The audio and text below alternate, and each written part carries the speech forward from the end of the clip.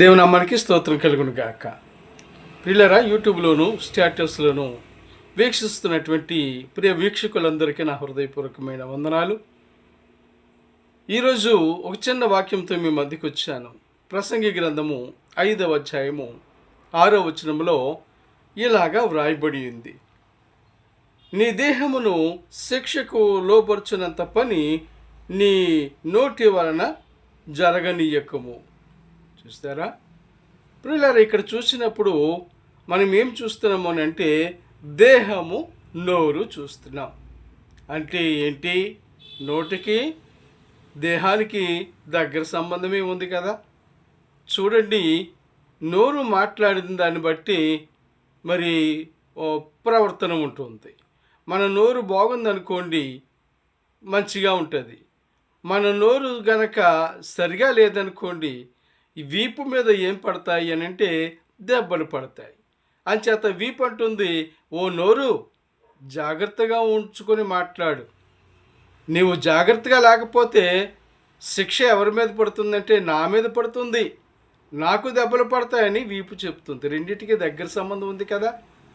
ప్రియులారా, ఇలా నోటి మాటలను బట్టి అనేకులు తమ యొక్క జీవితాన్ని పాడు చేసుకోవడము, అనేకమైన గొడవలు తెచ్చుకోవడము, జైలు పాలు అవ్వడము, కోర్టుల పాలు అవ్వడము అనేకమైనవి మనం చూస్తున్నాం.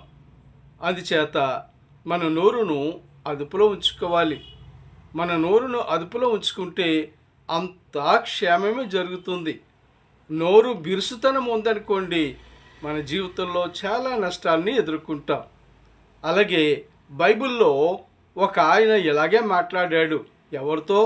మనుషులతో కాదు సుమండి, దేవునితోనే మాట్లాడాడు.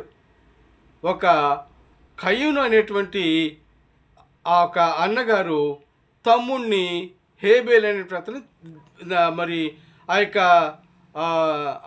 యొక్క బలిని అంగీకరించలేదు అని తమ్ముణ్ణి చంపిస్తాడు.